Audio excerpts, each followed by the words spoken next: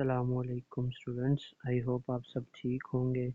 तो आज हम कवर करते हैं इस चैप्टर का लास्ट टॉपिक है charging and discharging of a capacitor. कि मतलब कैपेसिटर कैसे चार्ज होता है, डिस्चार्ज होता है, इसको हम ज़रा डिस्कस करते हैं।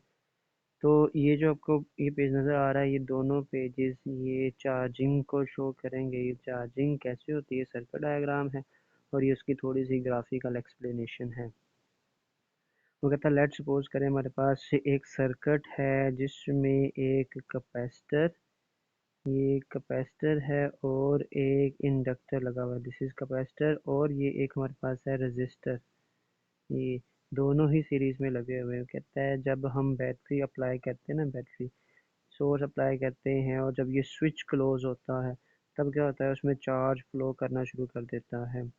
सर्किट में से चार्ज फ्लो करेगा और चार्ज का रास्ता ये होगा, ये हमारे पास आउटसाइड और कैपेसिटर में जाके स्टोर होना शुरू हो जाएगा। अब ये ज़रा आप देख लें, कैपेसिटर डायरेक्ट करंट है, हमने डायरेक्ट वोल्टेज लगाए हुए हैं, तो इसका मतलब है कि डीसी करंट फ्लो करेगा, मतलब डायरेक्ट करंट फ्लो करेगा जो कि कैपेसिटर में से पास नहीं कर सकता, क्योंकि कैपेसिटर की दो प्लेटों के दरमियान कोई मीडियम नहीं, कोई चीज़ नहीं होती जिससे करंट फ्लो कर सके। स्पेस होती है या डाइलेक्ट्रिक मीडियम होता है, कोई इलेक्ट्रिकल कनेक्शन नहीं होता। तो इस वजह से चार्ज, सारे का सारा चार्ज ना इस प्लेट पे जाके स्टोर होना शुरू हो जाता है। सही है, तो इस सारे का सारा चार्ज स्टोर होना शुरू हो जाएगा, इसको हम कहते हैं चार्जिंग।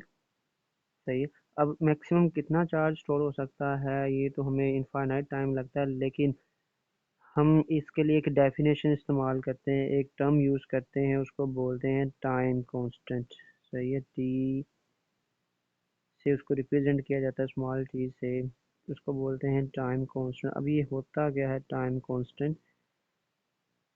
भाई कोई भी चार्ज है ना, कैपेसिटर की जितनी भी कैपेसिटी है मैक्सिमम वैल्यू स्टोर करने की, 63% जो होता है ना, six time required for 63% charging of a maximum value.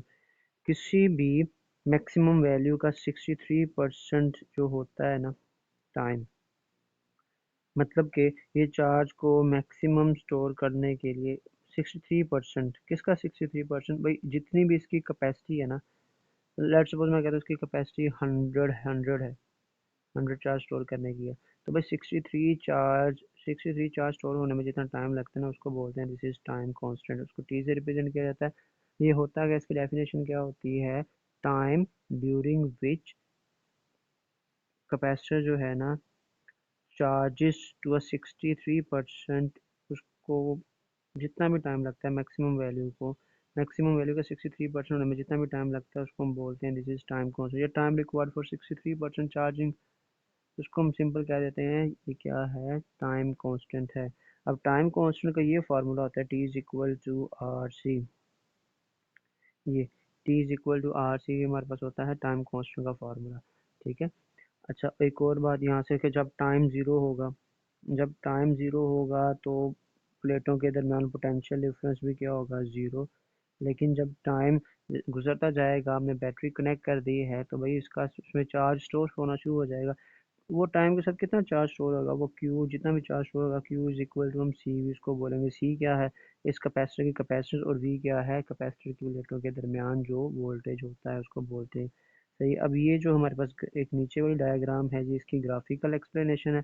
वो कहता है अगर टाइम कांस्टेंट ये आर सी जो है ना हमारे पास टाइम कांस्टेंट है, अगर आर सी स्मॉल होगा तो चार्जिंग क्या हो जाएगी, बहुत ज़्यादा। कहते हैं स्मॉलर दैट, अगर smaller time constant rapid will be the charging and discharging, मतलब जितना टाइम कांस्टेंट स्मॉल होगा उतनी ज़्यादा चार्जिंग होगी। सही है। ये हमारे पास ग्राफ है, ये ग्राफ कि अगर टाइम स्मॉल है तो उसकी जो हमारे पास है 63% में, यहाँ पे देख ले दो ग्राफ हैं। एक हमारे पास ये कम चार्जिंग वाला, मतलब कम टाइम वाला, ये आर सी टाइम कांस्टेंट का फार्मूला होता है। दूसरा भी ये नंबर वन का टाइम स्मॉल है, नंबर टू का टाइम ज़्यादा है, लेकिन यहाँ पे देख लें जो नंबर वन कर्व है ना, उसका टाइम कांस्टेंट स्मॉल है, लेकिन वो पहले ही क्या हो गया, उसकी वैल्यू 63% से ज़्यादा। तो जिसका टाइम कांस्टेंट स्मॉल होगा उसकी चार्जिंग और डिस्चार्जिंग क्या हो जाएगी, ज़्यादा हो जाएगी। सही है।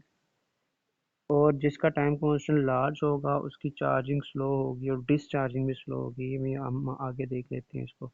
ठीक है, हम जब भी किसी चीज़ को एक्सटर्नल सर्किट के साथ कनेक्ट करते हैं ना, जैसे मोबाइल का चार्जर हमने लगा दिया, टेलीविज़न लगा दिया, कोई भी हमने डिवाइस वोल्टेज के साथ लगा दी, टर्मिनल्स के साथ लगा दी, तो उसका मतलब है कि क्या वो चार्ज होना शुरू हो जाएगी। कोई भी चार्ज होने वाली चीज़ है उसको जब हम एक्सटर्नल सोर्स के साथ लगाएंगे तो वो चार्ज होना शुरू हो जाएगी। तो ये जब हम मोबाइल यूज़ कर रहे होंगे, लेट्स सपोज कोई भी काम कर रहे होंगे, तब हम एक्सटर्नल बैटरी को रिमूव कर देते हैं। अब हमारे पास क्या है कि भाई हमने उस स्विच को इंटरनल सर्किट के साथ जोड़ दिया। अब देखें, ओपन सर्किट की वजह से करंट फ्लो नहीं कर सकता, है ना। ओपन सर्किट की वजह से करंट फ्लो नहीं कर सकता, और जितनी बैटरी में जो बैटरी ने चार्जिंग की थी, स्टोरेज की थी, अब वो स्टोरेज जो है वो इस्तेमाल होगी।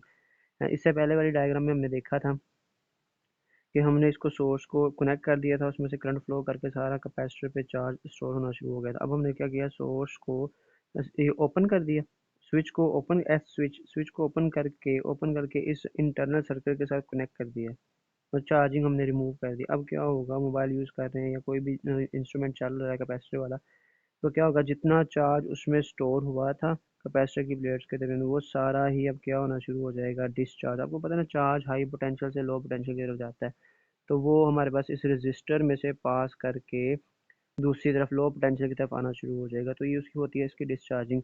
अगर मैं इसको दोबारा से यहाँ पे ये कनेक्ट कर दूँ तो फिर ये वाला पॉइंट ओपन हो जाएगा, तो इंटरनल सर्किट कंप्लीट नहीं होगा, तो वो क्या होगा, सारा का सारा चार्ज ये हाई पोटेंशियल से यहाँ पे कैपेसिटर की प्लेट पे स्टोर होना शुरू हो जाएगा।